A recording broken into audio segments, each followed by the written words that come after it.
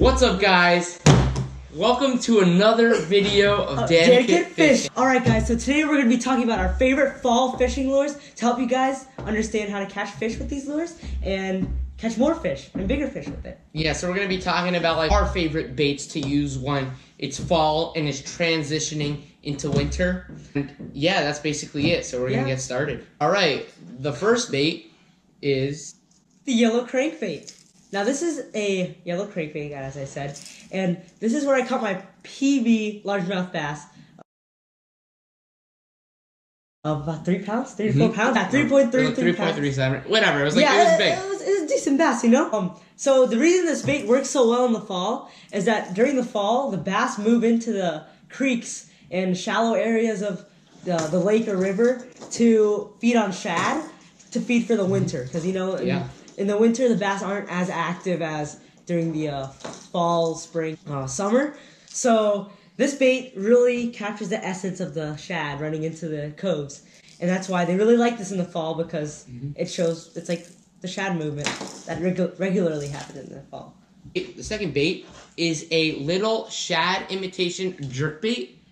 I really like this bait because it's a really good, it's like the same thing almost as the crankbait. It's really good imitation for shad, especially this color. I love this color. My favorite color. I forget what it's called. I bought at least like 3 or 4 of these. Albino shiner. Albino shiner. Yeah. I lost so many of these jerkbaits because I got them snagged, but I catch a lot of fish on them.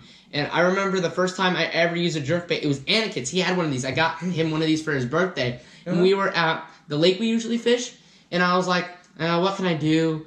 What can I use? It wasn't really a good day of fishing, so I was like, alright, I'll just use this jerkbait. Started using it, and I started catching fish on it, and I was amazed. But then, before we left, I got it snagged, and yeah, it wasn't good. So I bought at least a few of these. I really like it because it imitates shad, and it's perfect. It's a perfect bait for the fall and going into winter.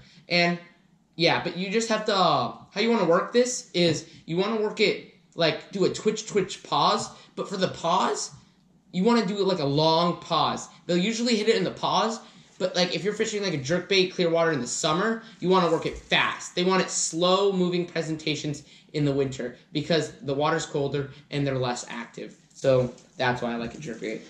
Alright guys, for the third choice, my second choice, we have the blackened Blue Jig, 3/8 of an ounce with the rage-tailed coffee scented, yummy. What are these?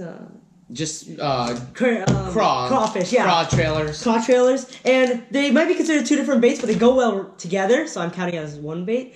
And basically, as you guys may know, I am the jig master. Yeah. Even though I snag more jigs than I actually catch fish. Yeah, he's got a few of them. That's actually not even the one he likes to use. It's actually one of my jigs, but he didn't have any of his. Because I snag all mine. Yeah. So anyways, that's not the exact jig he uses, but it's close to it could probably look the same. Yeah, it's all the same.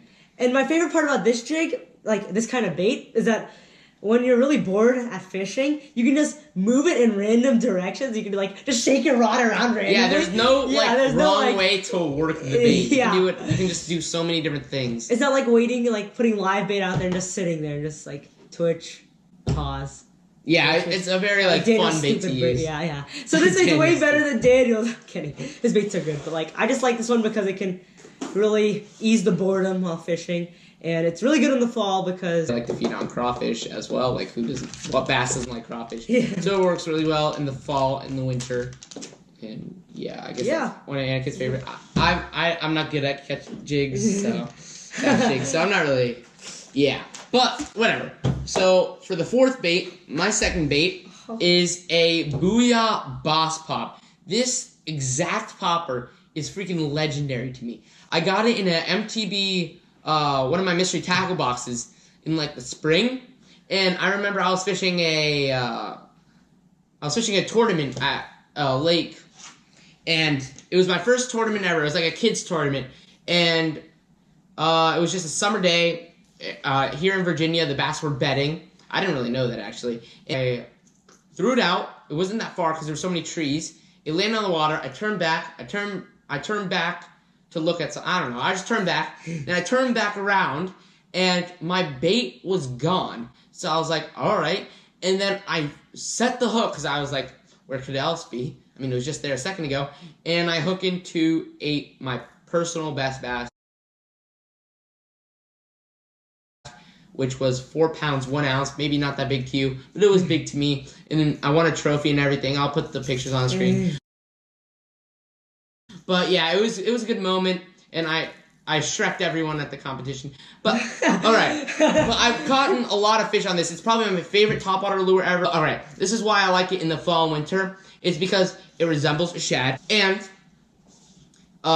it's almost like a jerkbait, but on the top of the. What am I saying? No, and I like topwater. Who doesn't like topwater? But you have to, like the jerkbait, you have to fish it a little bit slower, like. When you're doing, like with the jerkbait, when you do your twitch pause, you want to do the same thing on here, but with your pauses, like a lot longer, because, you know, the water's cold and whatever. And they'll usually hit it on the pause, but I've had, like, fish hit it on, like, the twitch and stuff, so it's all good. But, yeah, I really like this popper. It's so small, too. Like, it's really not that big of a popper. But I don't know, I really like it. Rattles and everything. And, yeah, Booyah Boss Pop. Get yourself one. You'll catch fish. Right. For our fifth and final bait, we had the Seiko. Oh God.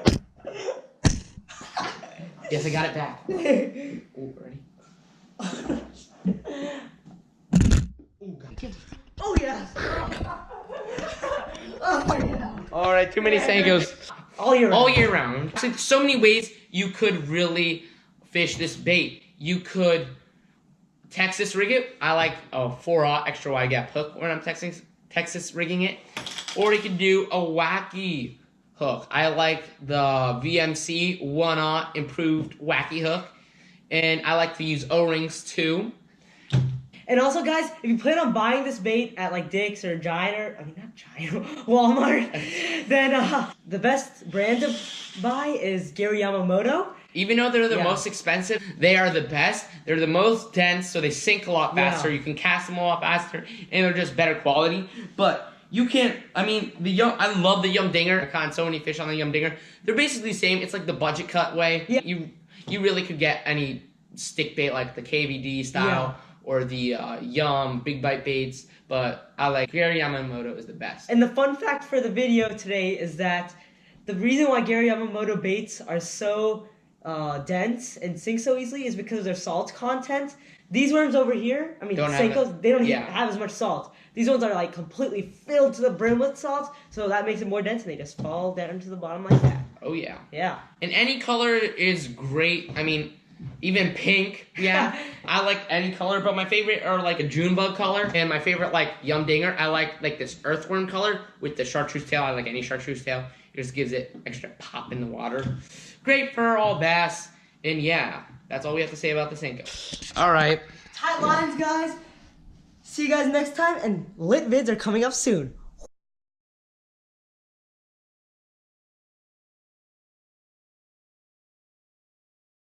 I also like to Texas rig it on a 4/0 extra wide gap hook. Oh shoot! Seikos! Seikos!